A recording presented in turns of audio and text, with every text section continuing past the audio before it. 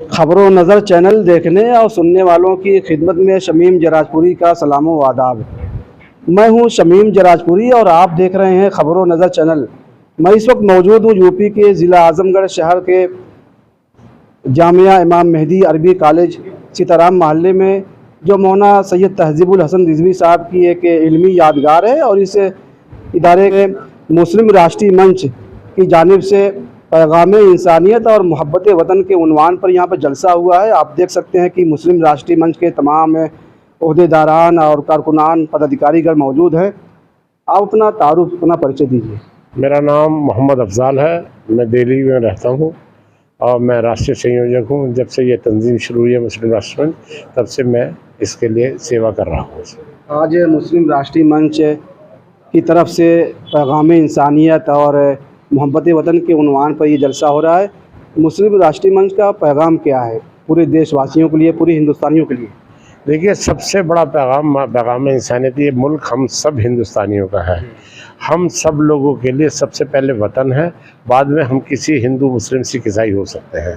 हमारा मानना है कि जब वतन रहेगा, वतन आज़ाद रहेगा, तो हम पक्के हिंदुस्तानी भी होंगे, हिंदू भी होंगे, मुसलमान भी होंगे, सिख भी होंगे, ईसाई भी होंगे। अगर हम अपने मुल्क से, अपने वतन अजीज़ से मोहब्बत नहीं करेंगे तो हम ना हिंदू अच्छे होंगे, ना सच्चे मुसलमान होंगे। सीधी सी बात है। और मुस्लिम राष्ट्र मंच का यही एक कहना है। मुजाहिदे आज़ादी बाबूराम कुंवर सिंह के बेटे परवीन सिंह यहाँ पर मौजूद हैं, जो एक सोशल वर्कर भी हैं और भारतीय जनता पार्टी से आपका ताल्लुक़ है। मुस्लिम राष्ट्रीय मंच की जानिब से जो ये पैगाम इंसानियत और ये मोहब्बत वतन का जो जलसा हो रहा है, इसमें आप शरीक हुए, क्या कहना है आज इस अवसर पर? देखिए, आप तो जानते हैं कि हमारा परिवार ही हिंदू और मुस्लिम की एकता के लिए हमेशा काम किया है, चाहे वो आज़ादी की लड़ाई रही हो या उसके बाद करा हो। हम लोग हमेशा जो है वो कौमों को मिलाने का काम किए, लोगों को मिलाने का काम किए। और आज़ादी के बाद भी हमारे वालिद बाबूराम कुंवर सिंह जिस तरीके से हिंदू और मुस्लिम को एक साथ बैठा करके अफ्तारी के बड़े पैमाने पे कार्यक्रमों को किया, कहीं न कहीं वो उस समय के बंटवारे के बाद जो लोगों के बीच में जो दूरियां थी, उसको मिटाने में बहुत बड़ा रोल अदा किया। आज हम लोग उसी के निस्बत आज यहाँ पे भी हम लोग यहाँ पे आए हैं और हम लोगों का यही प्रयास हो रहा है कि हिंदू और मुस्लिम मिलकर के, सारे लोग मिलकर के अपने इस प्यारे से हिंदुस्तान को हमेशा जो है वो आगे बढ़ावें। और हम बार बार एक चीज़ कहते हैं कि मज़हब नहीं सिखाता आपस में बैर रखना, हिंदी है, हम वतन है, हिंदुस्तान हमारा। और अगर हिंदुस्तान ज़िंदा रहेगा तो निश्चित रूप से जो हमारे पूर्वज थे, जिन्होंने अपने इस देश के लिए प्राणों की आहुति देकर इसको आज़ाद दिलाया, और आज हम सब लोग अमन और चैन से बैठे हुए हैं, तो हम लोगों की भी एक जिम्मेदारी बनती है कि हम लोग मिलकर के अपने इस वतन को उसी तरीके से, बेहतर तरीके से बना करके रखें। मुजाहिदे आज़ादी बाबूराम कुंवर सिंह ये कहा करते थे कि हिंदू और मुसलमान दोनों इस मुल्क की, इस देश की दो आँखें हैं। अगर एक आँख को तकलीफ़ पहुँचेगी, नुकसान पहुँचेगा, तो दूसरे आँख को भी तकलीफ़ होगी। और जो मुट्ठी भर जो शक्तियाँ हैं, जो ताकतें हैं, जो लोग हैं, जो हिंदू मुसलमानों के दरमियान जो है भेदभाव पैदा कर रहे हैं, बांटने का काम कर रहे हैं, तोड़ने का काम कर रहे हैं, इसको लेकर क्या कहना है? देखिए, मैं आपको बताऊं कि जब भी देश आज़ाद हुआ तो उतने बड़े देश में कुछ ही लोग थे जिन्होंने आज़ादी की लड़ाई की शुरुआत किया। आज भी फिर वही स्थिति है। आज अगर ये वतन ज़िंदा है तो कहीं न कहीं उसमें से जो बेहतर लोग हैं, जो उस कौम को मिला कर के चल रहे हैं, उसी से आज ये हिंदुस्तान नहीं, पूरी दुनिया आज इसीलिए जो है वो टिकी हुई है। जिस दिन ये हट जाएंगे, ये दुनिया में आग लगते और ख़त्म होते देर नहीं लगेगी। मैं आपसे निश्चित रूप से, आपके माध्यम से सभी अपने देशवासियों से और दुनिया के सभी नागरिकों से अनुरोध करूंगा कि अगर प्यार और मोहब्बत अगर रहेगी, अपने देश के प्रति अगर वफादारी रहेगी, अपने अगर मातृभूमि के प्रति प्यार रहेगा, तो निश्चित रूप से इस हिंदुस्तान को ही नहीं, पूरी दुनिया को हम एक बेहतर से गुलाब की तरह खिला करके रखेंगे। और तभी हम आने वाले जो हमारा नौनिहाल हैं, वो जब बड़े होंगे तो हमको आपको अच्छे शब्दों से नवाजेंगे, क्योंकि आतंकवाद की कहीं कोई जगह नहीं है। क्राइम की कहीं कोई जगह नहीं होती है, चाहे वो आपके परिवार का हो, चाहे समाज का हो, चाहे उस देश का। इस कॉन्फ्रेंस के माध्यम से हवाले से आप मुसलमानों को क्या पैगाम देना चाहते हैं कि मुसलमान भी जो हमारे हिंदू बिरादरान वतन हिंदू भाई हैं उनसे भी जो कदम से कदम मिलाकर चलें? जो देखिए, मैं सिर्फ न सिर्फ मुस्लिम भाइयों को बल्कि अपने हिंदू भाइयों को और तमाम उन देशों के उन सभी नागरिकों को जो कहीं न कहीं हमारे दिल और दिमाग में जो गंदगी आ जा रही है कौमों के लिए, वो चीज़ को ख़त्म करके हम एक बेहतर हिंदुस्तान की स्थिति बनावें। हम आप सबसे जो है वो यही अनुरोध करें। हिंदू मुसलमान का जो झगड़ा है, जो भेदभाव है, तो इसके लिए क्या जहालत जिम्मेदार है? जी, निश्चित रूप से। मैं हमेशा एक चीज़ को कहता हूँ मंचों से कि तालीम जो हमारी थी, जो हमारे पूर्वज देते थे, आज उस तालीम की हमारे अभिभावकों के अंदर बहुत बड़ी कमी है कि वो हम अपने नौजवानों को बहुत कम और गलत तालीम को हम दे रहे हैं। हम चाहेंगे कि हमारे आज के अभिभावक अपने इन प्यारे बच्चों को एक ऐसी बेहतर जो है वो एजुकेशन दे कि हम लोग जो है मिल कर के अपने इस हिंदुस्तान को और इस दुनिया को जो है हम लोग बचा करके रखें। मैं आपके माध्यम से यही कहना चाहूँगा। ये थे परवीर सिंह, जो मुजाहिद आज़ादी बाबू राम कुंवर सिंह के बेटे हैं और एक सम्मानित परिवार से इनका संबंध ताल्लुक़ है। हमारे साथ खबरों नज़र चैनल से बातचीत करने के लिए मौजूद हैं मौलाना मुमताज़ अहमद कासिमी साहब। मौलाना, आप कहाँ से तशरीफ़ लाए हैं? जौनपुर हमारा मकाम है, जौनपुर में रिहाइश है और एक मदरसे के रिटायर्ड प्रिंसिपल हैं। रिटायर्ड होने से पहले से हमारा जुड़ाव मुस्लिम राष्ट्रीय मंच से रहा है। रिटायर होने के बाद चूँकि वक्त हमारे पास बहुत है, इसलिए हम अपना पूरा वक्त मुस्लिम राष्ट्रीय मंच को दे रहे हैं। आप उसके क्या हैं? इसके हम इस मुस्लिम राष्ट्रीय मंच की हमारी जो जिम्मेदारी दी गई है पूरे पूर्वांचल की, जो 18-20 ज़िले लगभग हैं, इसमें उलमा और मदारिस का प्रकोष्ठ बनाकर उसकी जिम्मेदारी हमको दी गई है, संयोजक बनाया गया। उसी सिलसिले में हमारे अफजाल भाई जैदी साहब और हमारे जो राष्ट्रीय स्वयंसेवक संघ के और राष्ट्रीय मुस्लिम मंच के जो संरक्षक हैं स्वामी मुरारी दास जी, वो तशरीफ़ फरमा हैं कॉन्फ्रेंस हाल में। उनकी कॉन्फ्रेंस चल रही है, उनकी बातें चल रही हैं। हम लोगों का एक ही मकसद है कि हिंदू मुस्लिम जो सदियों से चले आ रहे हैं इस देश में, आपस में कोई दूरी ना हो। लकुम दीनुकुम वलिय दीन, ये हमारा मकसद है। जिस मज़हब के मानने वाले जो लोग भी हैं वो अपने मज़हब के बुनियाद पर अपने श्रद्धा से जो उनका पूजा पाठ है वो करें। इस्लाम के मानने वाले जो लोग हैं वो नमाज़ पढ़ें, और यही होता भी है।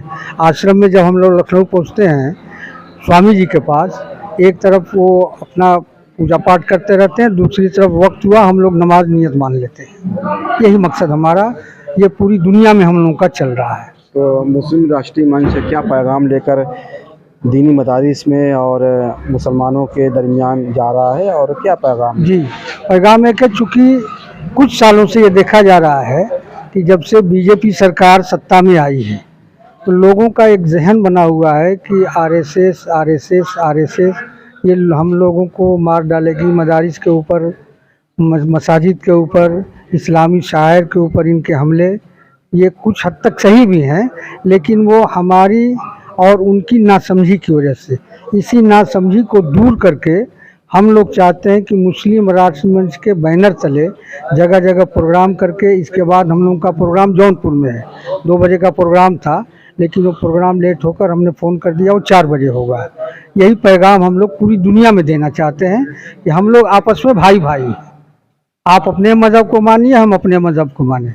लेकिन पहले के दौर में जैसा कि आपने देखा भी होगा कि मसाजिद के जब हम लोग जुमा के वक्त निकलते थे तो बहुत सी औरतें अपने गोद में बच्चा लेकर, गिलास में पानी लेकर वो बेचारी खड़ी रहती थी हमारी दुआओं के लिए कि लोग निकले इसमें दुआ कर दें। वही माहौल और वही भाईचारा हम लोग पैदा करना चाहते हैं इस मंच के माध्यम से। अगर किसी मुसलमान के साथ जो है जुल्म हो रहा है, नाइंसाफ़ी हो रही है और बीजेपी की सरकार है, तो जाहिर सी बात है कि इल्ज़ाम उसी पे लगेगा और सवाल जो है उसी सरकार से किया जाएगा। जी, जो सरकार में सवाल तो उसी से होगा, ऐसा भी हो रहा है। लेकिन उसमें हम लोगों के यहाँ जो लोग भी इस तरह के आते हैं, और हम लोग को आवे या ना आवे, अगर हम लोग को मुस्लिम राष्ट्रीय मंच को मालूम होता है तो चूँकि इसकी इकाई हर ज़िले में है और ज़िले लेवल पर भी लोग इस पर काम कर रहे हैं, उनके पास जाते हैं, उनकी तकलीफ़ों को सुनते हैं। अगर किसी भी वजह से उनको शासन प्रशासन की वजह से कोई प्रताड़ना हो रही है, उनको दुश्वारी है, उनको सताया जा रहा है, तो ये अपने हम उच्च अधिकारियों के पास पहुंचाते हैं, उनको ले भी जाते हैं। अभी पिछले महीने यही जौनपुर का एक मामला था। जौनपुर से एक परिवार को गैर मुस्लिम जो है वो कुछ ज़मीन का मामला था, लेकिन उनको आयोग में लिवा गए हम लोग। आयोग में उनको सुनवाई हुई और आयोग में हमारे आयोग के जो अध्यक्ष हैं सैफी साहब, वो हम लोगों के दोस्तों में हैं। वो बेचारे इंसाफ किए, उसकी पूरी ज़मीन दिलवाए। ये हम लोग कोशिश कर रहे हैं। ये भी कहा जाता है कि और आप लोगों पर इल्ज़ाम भी जो है आयद किए जा रहे हैं कि मुस्लिम राष्ट्रीय मंच जो है ये आरएसएस की विंग है, आरएसएस से जो है इलाहाक है, आरएसएस से ताल्लुक़ आप लोगों का है। खाने वाले कहते हैं आरएसएस की पैदावार है या आरएसएस की बी टीम है? नहीं, मुस्लिम राष्ट्रीय मंच और आरएसएस से कोई जोड़ नहीं है। ये है कि कुछ आरएसएस के जो पदाधिकारी लोग हैं, जो अनुभवी हैं, वो हमारी सरपरस्ती कर रहे हैं। लेकिन मुस्लिम राष्ट्रीय मंच, जिसके राष्ट्रीय अध्यक्ष माननीय डॉक्टर इंद्रेश कुमार जी हैं, वो इसको संचालित करते हैं। हम लोग उन्हीं से जुड़े हैं। मुसलमानों की राष्ट्रभक्ति को लेकर जो है, मुहिब्बे वतन को लेकर जी क्या कहना है आप? मुसलमान जितना राष्ट्रभक्त है, जितनी उसको अपने वतन से मोहब्बत है, ये पूरी तारीख हमारी शाहिद है, उतनी मोहब्बत और उतना राष्ट्र धर्म किसी के पास नहीं है। मुसलमानों के पास जितना है, मुसलमान अपनी कुर्बानी भी दिया इसके लिए। इसको आज़ाद कराने से लेकर अब तक जहाँ भी ज़रूरत रही मुसलमान को खून की, कौम को, मिल्लत को, इस वतन को, मुसलमानों का खून उसमें गया है। लेकिन जो लोग मुसलमानों को निशाना बनाते हैं और शक की निगाह देखते हैं उनके मदारिस को और इल्ज़ाम लगाते हैं कि ये राष्ट्रवादी नहीं होते हैं, देशभक्त नहीं होते हैं, जी। तो इसको लेकर क्या कहना है? नहीं, देखिए, ऐसा कुछ लोग तो इस तरह के हैं, जैसे भाई अगर 5 हैं हम लोग, तो एक भाई ही दूसरे का दुश्मन हो जाता है। ये आमतौर पर देखा गया है। तो ऐसे कुछ लोग हैं, लेकिन उसको हम लोग एक कान से सुनते हैं, दूसरे कान से निकाल लेते हैं।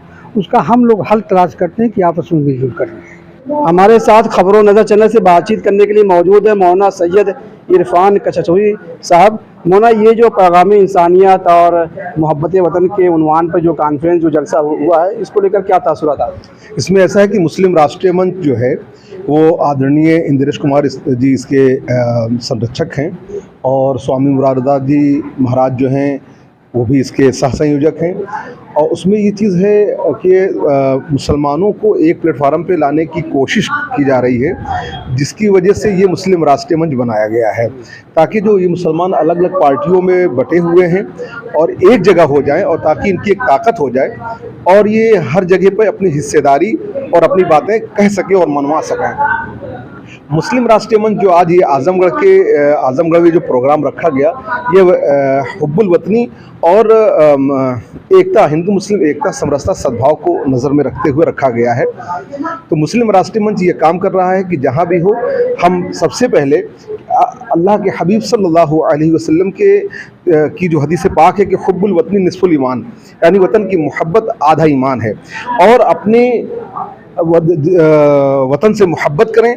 और हम सभी लोग, हमारे बगल में हिंदू हो या मुसलमान हो, सिख हो या ईसाई हो, सभी लोगों से आपसी मोहब्बत, मेल व्यवहार बनाए रखें, क्योंकि आका दो आलम सल्लल्लाहु अलैहि वसल्लम के बारे में कुरान पाक में है कि वमा अरसलनाका इल्ला रहमतल लिल आलमीन। अल्लाह ने फरमाया, ए महबूब, आप तमाम आलम के लिए रहमत बनाकर भेजे गए। ये नहीं कहा कि वमा अरसलनाका इल्ला रहमतल लिल मुस्लिमीन, कि सिर्फ मुसलमानों के लिए। वो तमाम आलम, वो हिंदू हो, मुसलमान हो, सिख हो, ईसाई, सभी के लिए रहमत है।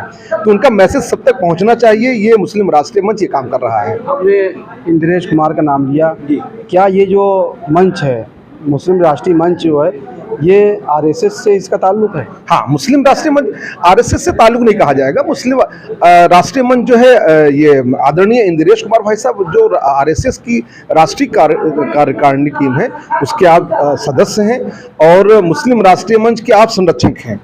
ऐसा नहीं कि मतलब मुस्लिम राष्ट्रीय मंच ही आरएसएस, ऐसा नहीं है।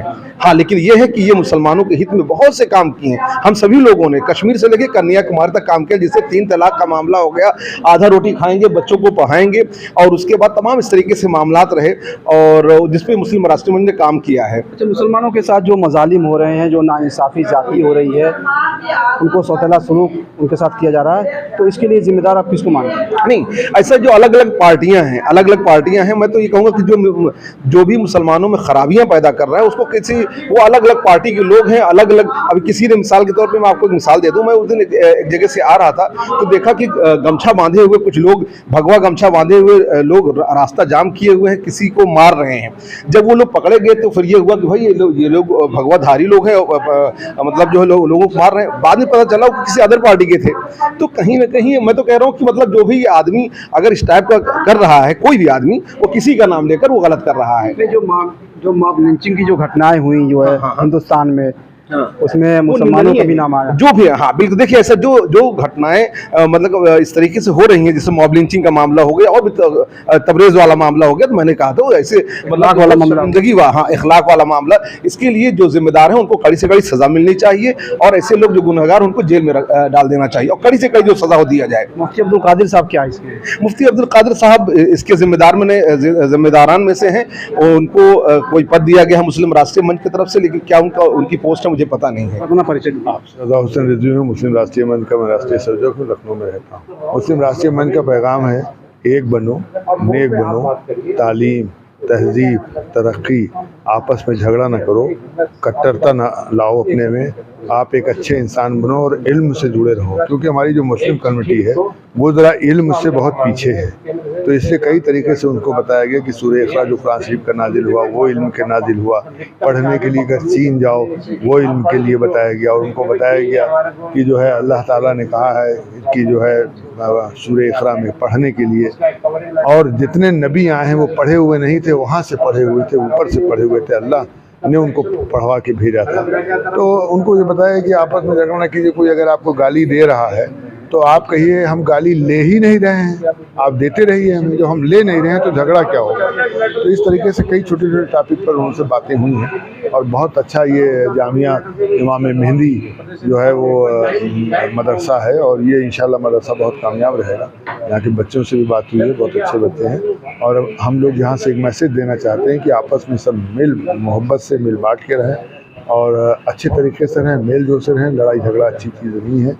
झगड़ा जो है वो हर तरीके से नुकसान देता है, चाहे वो घर का झगड़ा हो, चाहे बाहर का झगड़ा हो, और चाहे रिश्तेदारों का झगड़ा हो, चाहे वो किसी कौम का झगड़ा हो। इसलिए उससे दूर रहना चाहिए, और दूर अगर रहेंगे तो उनकी बहबूदी, उनकी फलाह के लिए ठीक हो। पैगम्बर इस्लाम और नवासे रसूल ने पूरी दुनिया को मानवता का, इंसानियत का दर्स दिया।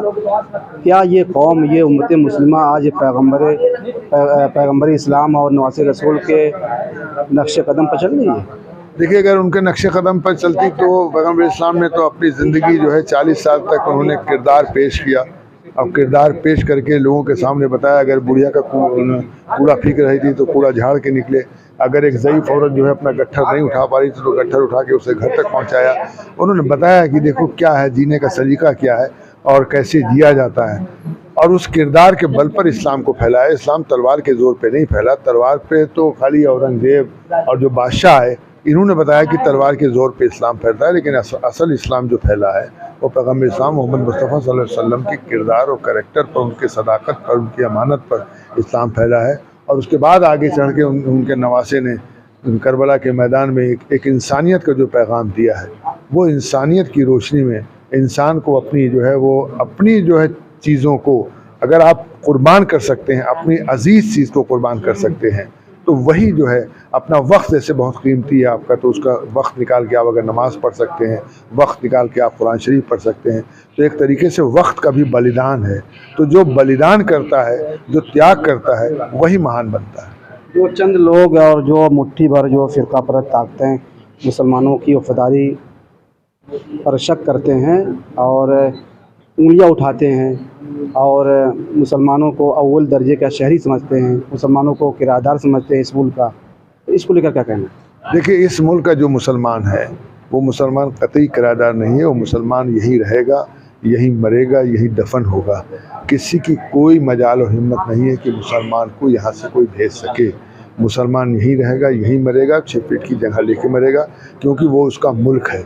जिसको जाना था वो चले गए, जिनको रहना है, जिनके बाप दादाओं ने ये मुल्क पसंद किया है, तो वो भी ये मुल्क पसंद कर रहे हैं। और ये इनका मुल्क है, ये इनकी माटी है, और इस माटी को अपने वो सर माथे लगाते हैं, इज्जत करते हैं कि मेरा मुल्क है। और इस मुल्क की तरक्की और बहबूदी के लिए वो भी शाना बशाना खड़े हुए हैं, और वो दुआएं करते हैं अपने नमाजों में कि हमारा मुल्क जो है हमेशा कामयाब रहे और हमेशा शांति अमन बना रहे।